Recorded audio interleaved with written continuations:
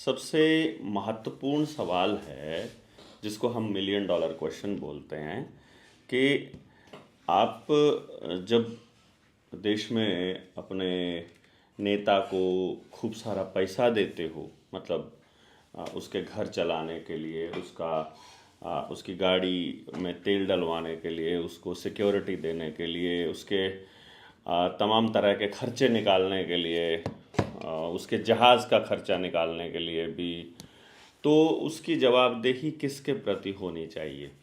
ये एक सवाल है, बड़ा सवाल, जिसका जवाब हम सबको समय समय पर पूछते रहना पड़ेगा अपने नेताओं से।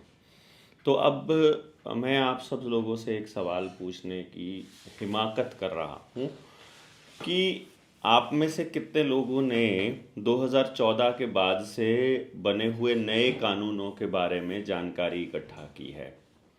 कितने लोग हैं ऐसे जो 2014 के बाद के कानूनों के बारे में रिसर्च करते हैं कि ये कानून बना है और उस कानून के हिसाब से टोटल सर्वेलेंस वाला स्टेट बनने में भारत को कितना समय लगेगा और किन किन चीज़ों की ज़रूरत पड़ेगी और कैसी मानसिकता के लोग तैयार करने पड़ेंगे? क्या आपने इसके ऊपर थोड़ा बहुत रिसर्च किया है? और अगर किया है तो आपकी रिसर्च या आपकी फाइंडिंग क्या कहती है? ये एक सवाल है, आपको कमेंट में इसका जवाब देना है। आवाज़ कम आ रही है ऐसा कुछ साथी बोल रहे हैं। अभी बताइए, अभी आवाज़ ठीक है क्या? अभी साफ है? तेज होगी आवाज़? हाँ, अभी बताइएगा। ठीक है, मैं समझ गया। अब मुझे आप बताइए कि इस तरह की जो चीज़ें हैं, इस तरह के जो सवाल हैं, वो हमें कितने पूछने, मतलब कितनी आदत है ऐसे सवाल पूछने की? और अगर हमको ये सवाल पूछने की आदत नहीं है तो फिर क्या नेता हमारी बात की चिंता करेगा कि हम उस बात को समझ रहे हैं कि नहीं समझ रहे हैं? अब बताइए, जो लाइव में हैं वो उनको आवाज़ ठीक से आ रही है कि नहीं आ रही है? नहीं आ रही है तो फिर हम बात करते हैं, फिर हम दोबारा से आगे बढ़ते हैं। जी, हमें सवाल पूछने की आदत नहीं है, मैं ये कह रहा हूँ। तो 2014 के बाद से कितने कानून ऐसे बने और आपने उनकी रिसर्च की, आपने उनके बारे में खोज करी कि हाँ, ये कानून मेरी आज़ादी के लिए है, आज़ादी को बरकरार रखने के लिए है, और ये वाला कानून मेरी आज़ादी को छीनने के लिए है। ऐसा कोई अगर हम कोई पैमाना हमने बनाया हो तो फिर हम कुछ कैलकुलेट करने की पोजीशन में होंगे कि हमारे अगले जो समय है उसकी दिशा क्या हो रही है। और यदि हमने ये नहीं किया है तो मतलब हम कुछ एक बड़ी चीज़ मिसिंग है हमारे इस पूरे के पूरे सीन में। मैंने अभी 2019 में, मैं आपको बताता हूँ, 19 और 20 में मैंने ये ट्राई किया था और फिर मैंने इसको कैलकुलेशन किया था। बाद में नरेंद्र मोदी ने बाहर जाना, विदेश जाना बंद कर दिया था। नोटबंदी का समय देखा मैंने, फिर जीएसटी के इम्प्लीमेंटेशन का समय देखा, दूसरे अटैक्स जो भारत में हुए, आतंकी हमले हुए या दूसरी और चीज़ें जब हुई तो मैंने उनका समय भी देखा।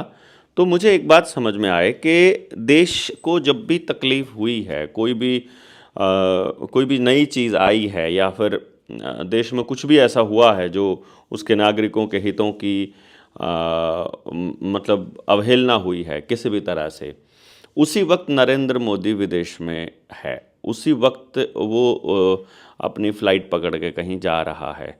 तो मेरे लिए ये चिंता का विषय हो जाता है कि मेरा प्रधानमंत्री देश को ऐसे मतलब ऐसे अंधे कुएं में डाल करके कैसे जा सकता है, और वो अपने देश के लोगों को ऐसे इग्नोर कैसे कर सकता है। मतलब ये एक सवाल मेरे दिमाग में आता है बार बार। अब मैं, लीजिए, मैंने इसको जैकेट में फंसा लिया। तो अब मैं ये पूछने की हिमाकत कर पा रहा हूँ कि जब दिल्ली में बम ब्लास्ट होता है तो अगले ही दिन नरेंद्र मोदी भूटान कैसे चला जाता है। चूँकि आपने देखा होगा कि कल इसमें बिहार में कल शाम को 5 बजे चुनाव प्रचार रुक गया है, शाम को 5 बजे। कल मैंने जो शब्द बोला है वो 10 तारीख के लिए बोला है, आज 11 नवंबर है, 11/11/2025। बहुत इम्पॉर्टेंट समय है ये समय।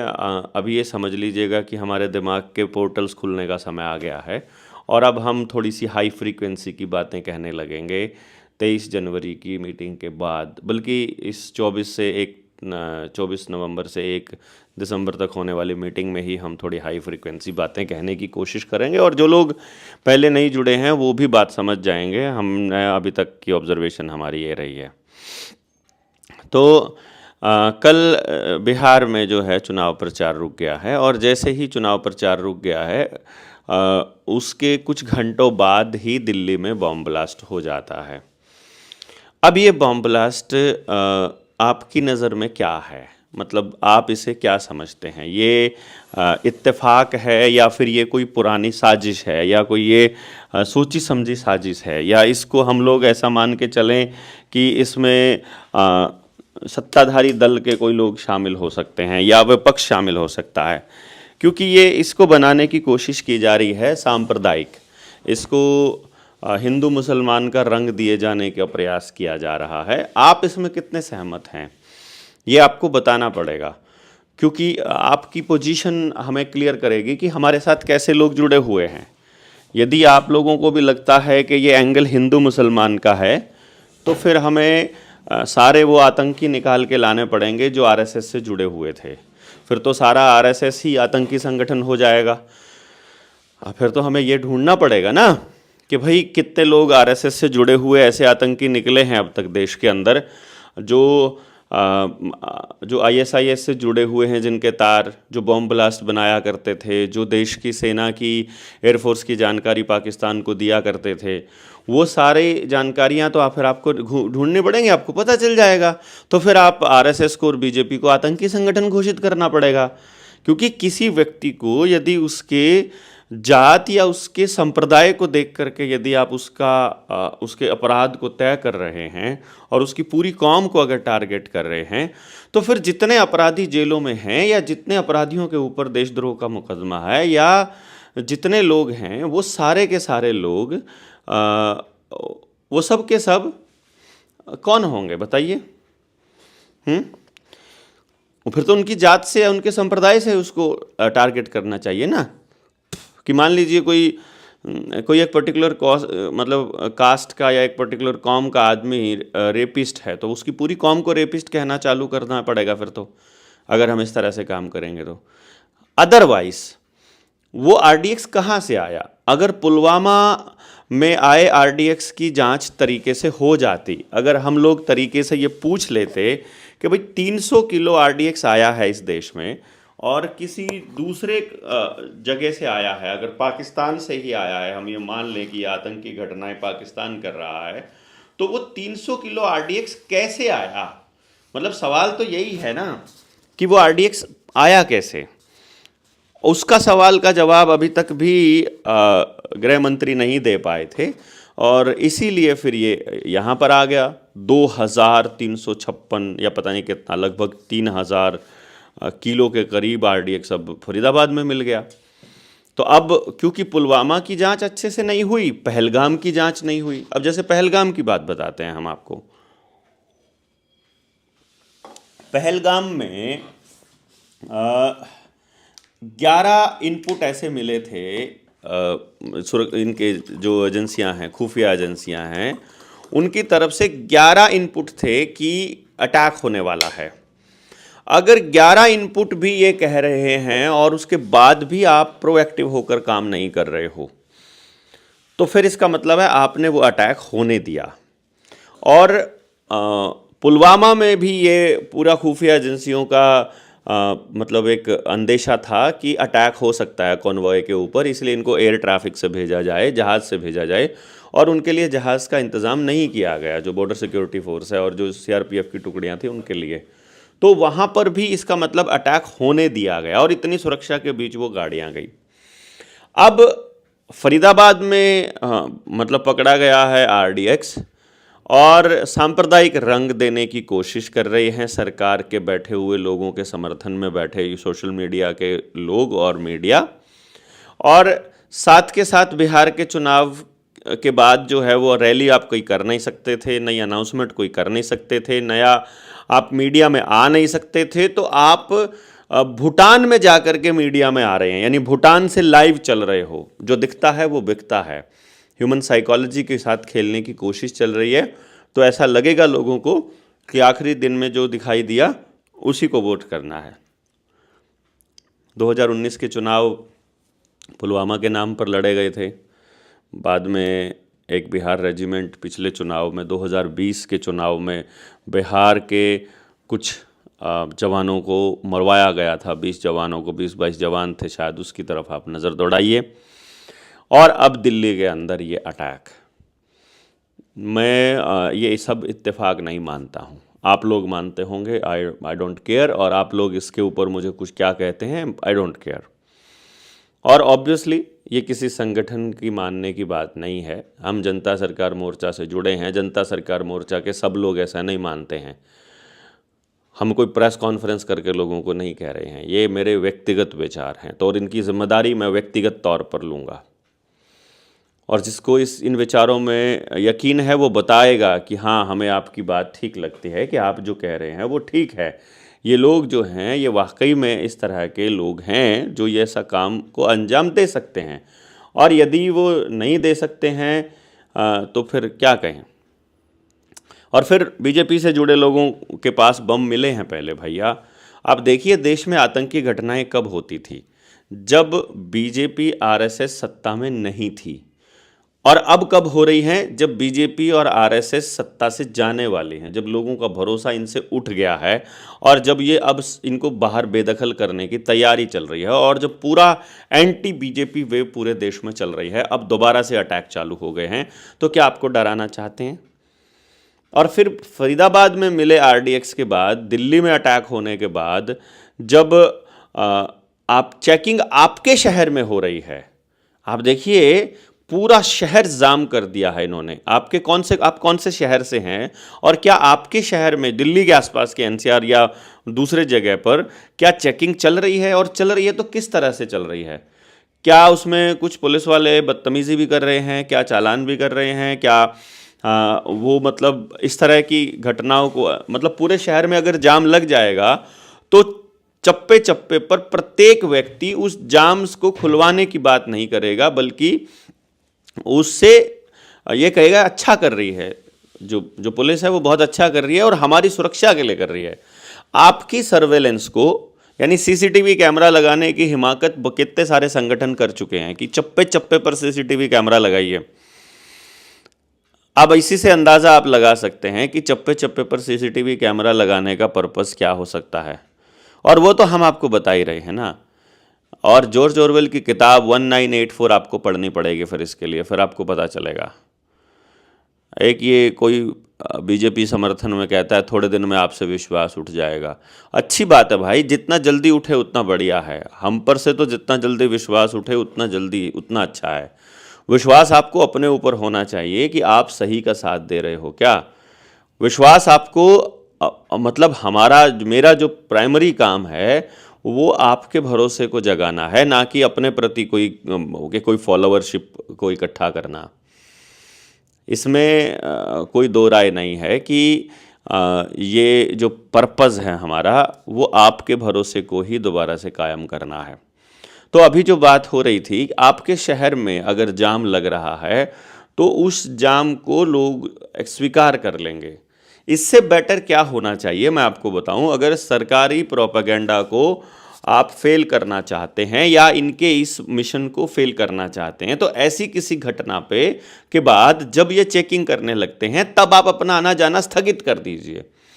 एकदम जैसे लॉकडाउन लगा था उसी वैसा ही हालात कर लीजिए और सरकार को बताइए कि हम आपके साथ नहीं हैं।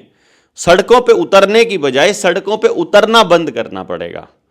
दुकानों को मतलब मतलब चीज़ों की खरीदारी बंद करनी पड़ेगी। इन सरकारों को जो फंडिंग मिलता है वो उद्योगपतियों से मिलता है, माफिया से, कॉरपोरेट माफिया से मिलता है, और कॉरपोरेट माफिया को आप गाड़ी बंद करके, अपनी गाड़ी चक्का जाम करके, बाइक्स बंद करके, अपना लॉकडाउन अपने इस कम्युनिटी और अपने आसपास के लोगों से में व्यवस्था बनाने की दिशा में काम करके आप इसको तोड़ सकते हैं। वो थोड़ा आने वाले वक्त में थोड़ा सा जब हमारी टीम ट्रेनिंग कर चुकी होगी और जब हम इस पर आगे बढ़ चुके होंगे तो इसके ऊपर सिस्टमैटिक तरीके से आपको लोगों तक बात पहुंचाने की प्रक्रिया में हम आगे लेकर के जाएंगे, जिसके ऊपर काम चल रहा है और हमारी टीम बिल्डिंग का काम बहुत अच्छे से चल रहा है। अभी जो 500 लोगों की जो अपनी ट्रेनिंग होनी है वर्धा में, उसमें बल्कि हमारे सामने आज के टाइम पर जो सबसे बड़ी जो चुनौती है वो फंडिंग की है। आज हमारे पास फंड्स नहीं हैं, आज हमारे पास मतलब संसाधन नहीं है। आप में से कोई साथी जैसे कोई कहता है कि यार तुम लोग डिजिट्स की खिलाफत करते हो और डिजिट्स ही मांगते हो और यूपीआई करने को बोलते हो, डिजिटल करेंसी को आप मना करते हो। उस केस में हम आपको बताते हैं आप किसी भी चीज़ की जिम्मेदारी ले सकते हैं। आप खाने की ले सकते हैं, मतलब एक तरह से 1 हफ्ता पहले हम लोग पहुंच रहे हैं, 23 को हम पहुंचेंगे और 1 तारीख तक रहेंगे। 23, 24, 25, 26, 27, 28, 29, 30, 1 9 दिन हम लोग वहां पर रहेंगे ज़्यादातर लोग। तो आप में से वो साथी जो इसमें सपोर्ट कर सकते हैं, जो इसमें जो आ नहीं रहे हैं, जो आ रहे हैं, उनकी जिम्मेदारी तो हम लगाएंगे ही कि उनको क्या जिम्मेदारी सौंपी गई है। जिनको आना है वो तो जिम्मेदारी हम लगाएंगे, पर जो नहीं आ रहे हैं, मतलब जिनकी पॉसिबिलिटी नहीं बन रही और वो मोर्चे को सपोर्ट करना चाहते हैं, वो हम लोगों को सपोर्ट करना चाहते हैं, वो हमारे नंबर पर भी भेज सकते हैं। 9518170000 पर भी भेज सकते हैं, या फिर हम डिस्क्रिप्शन में जो डाल रखा है उसमें हमने वो अकाउंट नंबर जो उसका क्या नाम, जो जेएसएम का ही है, हम तो उसका नाम ही भूल गए, जागरूक समाज मंच का जो अकाउंट नंबर है वो डाला हुआ, आप उसमें हमको भेज सकते हैं। क्योंकि Janata Sarkar Morcha is not a registered agency और इसको हम करेंगे भी नहीं। हम किसी अलग अलग जगह इस पर हम आपसे सहायता मांगेंगे जब भी हमें ज़रूरत पड़ेगी, जब भी हम कोई कार्यक्रम का आयोजन करेंगे। और ये आयोजन बहुत महत्वपूर्ण है। 7000 गांव तक जाने की इस प्रक्रिया में उस ट्रेनिंग का होना बड़ा ज़रूरी है। तो इसमें यदि समाज हेल्प नहीं करेगा तो हम भी नहीं कर पाएंगे कुछ भी। तो ये एक प्रक्रिया हम प्रोसेस इसमें कर रहे हैं। साथ के साथ आप हमें मतलब सब्सक्राइबर्स तो जितने ज़्यादा लोग हमारे से जुड़े होंगे, सिस्टम को भी डर लगेगा फिर हमें हाथ लगाने में। सिस्टम को भी लगेगा कि यार इनको अभी नहीं छेड़ते हैं, क्योंकि हम फिर बोल सकते हैं खुल के। मान लीजिए अभी पुलिस हमें उठा ले, एनएसए लगा दे और कुछ महीनों तक जेल में बंद कर दे, तो ये साइकोलॉजी को समझते हैं कि बंदा सोशल मीडिया पे चल रहा है, सोशल मीडिया की वजह से चल रहा है, सोशल मीडिया से गायब होते ही बंदे के बारे में खबर गायब हो जाएगी और लोग भूल जाएंगे, ये उनको पता है। तो ये ऐसा प्रोसेस हो जाए उससे पहले हमारे पास एक टीम अच्छी बनी हो जो कि भूलने ना दे, जो कि सिस्टम जो ऐसे ही जागृति को कंटिन्यू रखे। तो ये बड़ा ज़रूरी है। तो आप हमें स्टार्स भेज सकते हैं, आप हमें यूट्यूब के ऊपर भी सपोर्ट कर सकते हैं अगर छोटी अमाउंट करना चाहते हैं। अदरवाइज़ 9518170000 पर भी भेज सकते हैं, या आप जिम्मेदारी ले सकते हैं। मतलब वहाँ मतलब जो रिसोर्स पर्सन है उनकी ले सकते हैं, भोजन की ले सकते हैं, टेंट की व्यवस्था की ले सकते हैं, किचन की ले सकते हैं। और क्योंकि इतने लोगों के लिए तो हमको टॉयलेट्स की व्यवस्था भी मतलब एक तरह से टेम्परेरी और अपने लिए अभी करनी पड़ेगी, तो उसकी आप ले सकते हैं। इस तरह से हम लोग अपनी जिम्मेदारियां बांट सकते हैं अगर आप नहीं आ पाएंगे वहाँ समय पर। तो बाकी जो चीज़ें मैं अभी बात कर रहे थे वो ये थे कि आपके शहर को इन्होंने जाम किया है, तो आपका कौन सा शहर है और उसमें कितना जाम है ये आप मुझे बताइएगा। पता चलेगा कि ये दहशत फैलाने के लिए हो रहा था या आपकी सुरक्षा के लिए हो रहा था। आपकी सुरक्षा की जानकारी, आपकी सुरक्षा की चिंता कितनी है सरकारों को, इस बात से अंदाज़ा लगा सकते हो आप कि वैक्सीन लगने से पहले आपकी चिंता है, आपके बच्चे की चिंता है, आपके परिवार की चिंता है, लेकिन अगर आप बीमार हो जाते हैं वैक्सीन लगने से पहले, बीमार होने से पहले, तकलीफ़ होने से पहले आपकी चिंता है, जब तकलीफ़ हो जाती है तो आपको रगड़ा जाता है।